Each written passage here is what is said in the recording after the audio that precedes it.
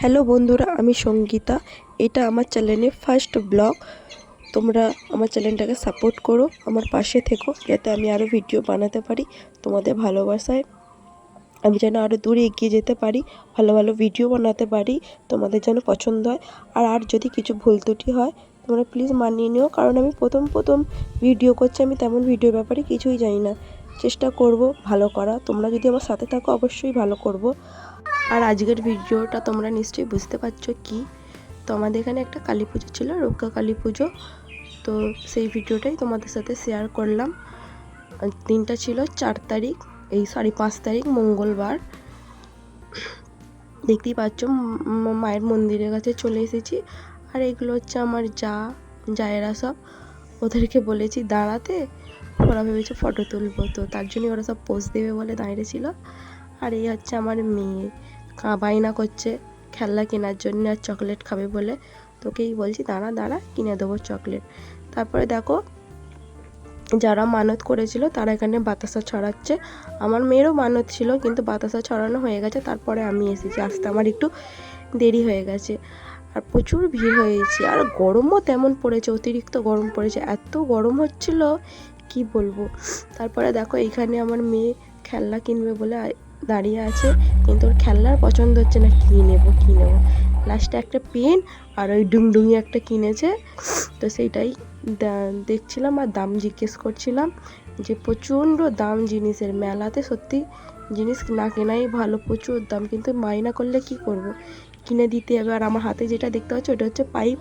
আমি ভেবেছি ওটা কোনো খেলনা, আমি বলছি দেখি ওটা কী খেলনা। তারপরে বলছি ওটা পাইপ, ওইটুখানি পাইপেরই দাম 60 টাকা। আর আমার মেয়ে যে ডুংডুং কিনেছে, আর হাতে এই যে ফোনটা, খেলনার ফোনটা, এটারই দাম 50 টাকা।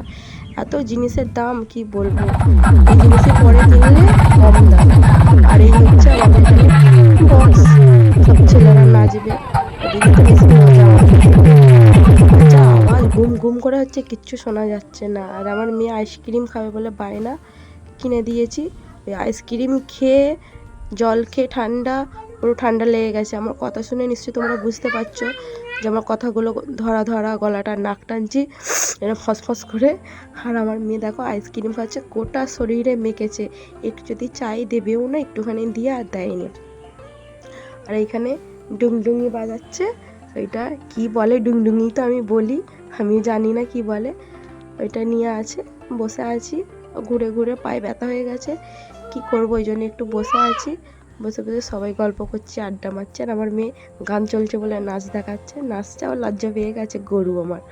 তারপরে কি করবো, ভালো লাগেনি, বসে 12টা বেজে গেছে, বাড়িতে চলে এসেছি। এসে জামা কাপড় খুলে বেরিয়েছি, এত গরম হচ্ছে, থাকতেও ভালো লাগছিল না। একটুখানি ছিলাম, গেছি হচ্ছে 10টায়, 12টার মধ্যে চলে এসেছি। 1-1.5 ঘন্টা ছিলাম, বাড়িতে চলে এসেছি। এসে শাড়ি ফাড়ি খুলে ফেলেছি, যত সাজ গয়না ছিল সব খুলে ফেলেছি। আর আমার ঘরের অবস্থা দেখো কি অবস্থা, চারোদিকে সাজা গোজা জামা কাপড় ছড়িয়ে ছিটিয়ে পড়ে আছে। তোমাদেরকে দেখাচ্ছি, তোমরা ভালো করে দেখো, সামনে থেকে দেখলে বুঝতে পারবে। দেখো কি অবস্থা, গোটা বিছনা এগুলো সব আমি জড়ো করে রেখে দেবো। আলনারও অবস্থা ভালো নয়, যা হবে কাল হবে, কাল গোছাবো, সব পড়ে থাক বিছানার উপরে, ভালো লাগছে না।